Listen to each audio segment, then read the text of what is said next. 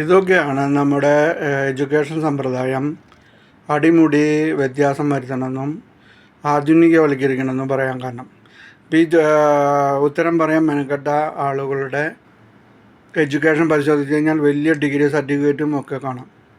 പക്ഷേ വിവരം എന്ന് പറയുന്നത് ഒന്നും തലയിൽ കയറിയിട്ടില്ല എന്നർത്ഥം.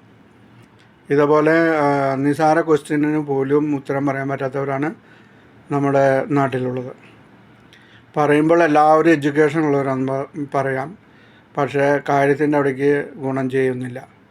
ഇത് അടിമുടി മാറ്റാനുള്ള സമയമായി എന്നുള്ളതിൻ്റെ ഏക തെളിവാണ് ഈ താഴെ കാണുന്നത്. ചേട്ടാ എന്നോട് അറിയില്ല. കേരളത്തിന്റെ ആഭ്യന്തരമന്ത്രി അറിയത്തില്ല. എനിക്ക് ഈ വീഡിയോയിൽ വാങ്ങാൻ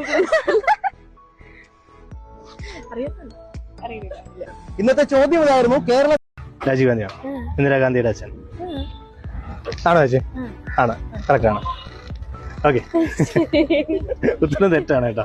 ഇന്ദിരാഗാന്ധിയുടെ അച്ഛന്റെ പേര് ഇന്ദിരാഗാന്ധി രാജീവ് ഗാന്ധി. രാജീവ് ഗാന്ധി. ശരി. ഇന്ദിരാഗാന്ധിയുടെ അച്ഛന്റെ പേര് രാഹുൽ ഗാന്ധിയാണ്.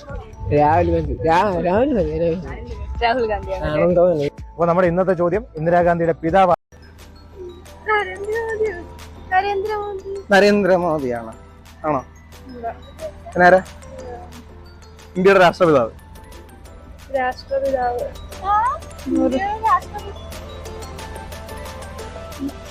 ഭയങ്കര കൺഫ്യൂഷൻ ആണ്, തല ഇറങ്ങുന്നൊന്നും.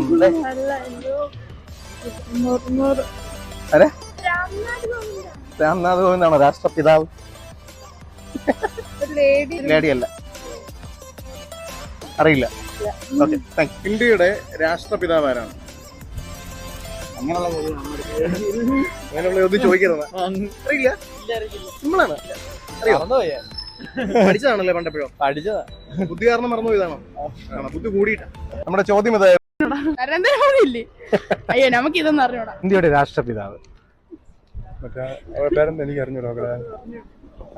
എന്തിനും മക്കൾ പറ, എനിക്ക് അറിഞ്ഞൂടാ. പറഞ്ഞോ. പറയൂ. അതെന്നെ പറഞ്ഞോ. മറ്റേ ആളല്ലേ? നീ എന്തിനാ പഠിക്കണേ? അതല്ല ചോദിച്ചത്, നീ എന്തിനാ പഠിക്കണേന്ന്. നീ ഒന്നും പഠിച്ചിട്ട് ഒരു കാര്യമില്ല, വെറുതെ കോളേജിന്റെ പേര് കളയാനായിട്ട്. അയ്യേ, എന്നാലും നമുക്ക് BSc നഴ്സിംഗ് ആണെങ്കിലും ഇതൊക്കെ പറയാതിരിക്കാൻ പറ്റുന്നു. മോശമല്ലേ? മറ്റേ ആളിന്ന് ആളുടെ പേര് ചോദിച്ചേ. പറഞ്ഞോ, പേര് പറഞ്ഞോ. പോട്ടെ, ഇനി പോരട്ടെ. അറിയാ, ഇപ്പൊ അറിയാ. നിങ്ങൾ പറയാ അറിഞ്ഞൂടാ. പേര് ഇത്ര അടുത്ത് വന്നില്ലല്ലോ. എന്തത്? പ്രണവ് മുഖർജിയാ? അതൊക്കെ പണ്ട്. എങ്ങനെ ഇരിക്കണം?